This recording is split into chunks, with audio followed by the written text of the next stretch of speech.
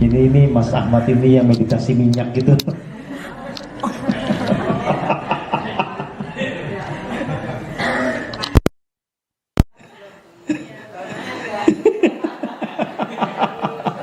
Jadi kalau agak-agak kelengar ya wajar lah. Itu bekas minyak masa lalu itu. Tinggal diniatkan betul-betul, pokoknya memurnikan jiwa raga. Nah, dalam prosesnya ada kesulitan, ada rasa nggak nyaman, itu wajar ya. Yang penting niatnya tulus, ya pasti selaras kembali ya.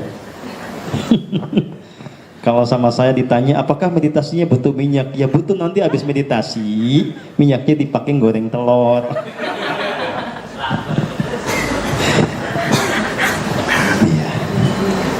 Ya, jadi teman-teman semua, memang sangat lumrah ya ketika kita belajar ini, kita bisa berkelok-kelok jalannya. Bukan saya pribadi tidak pernah nyasar. Jadi meditasi minyak yang kayak disebutkan oleh Mas Ahmad ini juga saya pernah alami ya. Itu sekitar tahun 2012. Dan pada saat itulah saya mengerti ternyata ada minyak yang mahal sekali harganya ya. Ada minyak, coba harganya 1 cc 350.000 1 cc. Sekali ritual itu orang bisa butuh antara 5 sampai 10 cc. Nah, kalau orang semakin obsesif, ritualnya dipersering kan? Coba bayangkan berapa cc minyak yang harus dikeluarkan. Itu yang disebut sebagai meditasi minyak.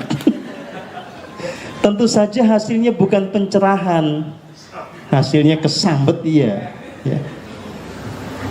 Karena itu minyaknya tuh jadi semacam barter gitu loh dengan si kuasa kegelapan ini ya gitu. Tapi itu lumrah, namanya orang belajar, nyasar-nyasar itu wajar. Yang penting nggak ngotot dengan kesalahan, segera balik. Karena sebetulnya meditasi itu bukan itu. Meditasi itu membuat kita kembali kepada kemurnian jiwa. Jadi kalau kita kembali kepada esensi dari kesadaran Kristus, ini tentang bagaimana kita lewat keheningan menemukan dengan nyata tahta ilahi di dalam diri. Tahta ilahi itulah tempat bertahtanya Sang Roh Kudus. Sang Roh Kudus itu adalah manifestasi yang paling agung dari Tuhan.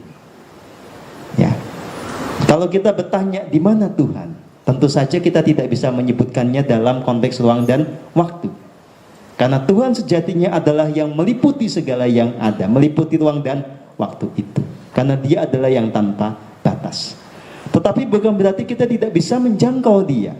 Kita bisa mulai menjangkau Dia dengan merasakan keberadaannya di dalam diri kita sendiri yang bertahta di relung jiwa kita. Nah, Dia yang nyata yang ada di dalam diri kita sebut sebagai diri sejati atau Sang Roh Kudus. Kalau mau kenali Tuhan, kenali dulu itu. Tetapi untuk kenal itu kagak butuh minyak. Ya, gitu. Ya. Kalau jus jambu masih boleh. Pokoknya justru alat atau jembatan untuk terhubung dengan Sang Roh Kudus itu adalah nafas kita. Ya. Makanya kuasa kegelapan itu pinter banget untuk membuat kita semakin keblok aksesnya dengan Roh Kudus. Tutup itu nafas. Bisa dipahami pintarnya mereka itu kayak apa. Dianggap itu kebenaran. Padahal justru itulah yang membuat kita semakin tidak kenal dengan Roh Kudus. Ya. Jadi di ujung tarikan nafas itu adalah tahtanya Sang Roh Kudus. Itu yang menjadi dasar dari kesadaran Kristus. Keterhubungan dengan Sang Roh Kudus sekali lagi membuat jiwa kita menjadi murni. Nah, saya hanya menyampaikan pesan begini. Ada fase di mana kita hening, meditasi, itu kita jadi damai sekali gitu ya. Karena kita terhubung dengan sumbernya di dalam sini. Tapi nanti ada fase begitu kita semakin terhubung kita malah bergolak. Ya, kenapa? Itu bukan kesalahan siapa-siapa, ya. Bukan teknik meditasinya salah juga. Tetapi badan Anda kadung menyimpan sisi gelap yang Anda ciptakan sendiri. Nah, lewat keterhubungan dengan Sang Roh Kudus itulah sisi gelap itu disingkapkan untuk diselesaikan secara bertahap. Salah satu momentumnya ya keheningan itu, dan salah satu fenomenanya adalah Anda tiba-tiba menjadi bergolak emosinya, nggak nyaman dan seterusnya. Ya, apalagi kalau yang dulunya mainan, kalau bahasa manusiawinya itu ya, dunia pedukunan, meditasi minyak, meditasi apalagi Pak Tohar, meditasi rel kereta. Pokoknya yang gitu-gitulah ya, yang betul-betul egoistik gitu ya. Itu hanya akan membuat kita punya banyak residu kegelapan dalam arti kekeruhan ya, secara spiritual di dalam diri. Nah, itu membereskannya itu memang nggak gampang. Semakin kita masuk ke dalam diri, ya itu semakin kayak diodak-aduk gitu loh. Ya sudah, biarkan ya. Nah, ketika rasa tidak nyaman itu hadir atau kita keliengan puyeng, sudah pasrah. Gusti kulo sumeleh. Gusti, saya berserah diri total. Inilah momentum jiwa raga saya dibersihkan. Saya terima segala risiko dari tindakan saya di masa lalu yang enggak selaras. Saya terima segala risiko dari pilihan-pilihan saya di masa lalu yang tidak sesuai dengan tuntunanmu. Segala tidak nyaman ini saya terima.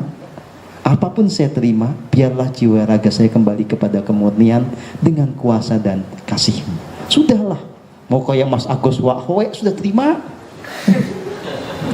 Orang meditasi bukannya anteng Wahoe. Ya nggak apa-apa, memang itu proses pemurniannya kok ya. Gitu. Wajar, tidak ada masalah, gitu ya. Ya nggak apa-apa, tabunganmu akeh.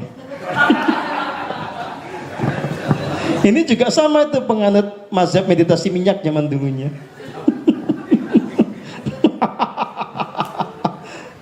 ya sebangsa itulah pokoknya ya. Ya sudah, pokoknya semuanya diterima apa adanya. Termasuk yang punya luka batin ya.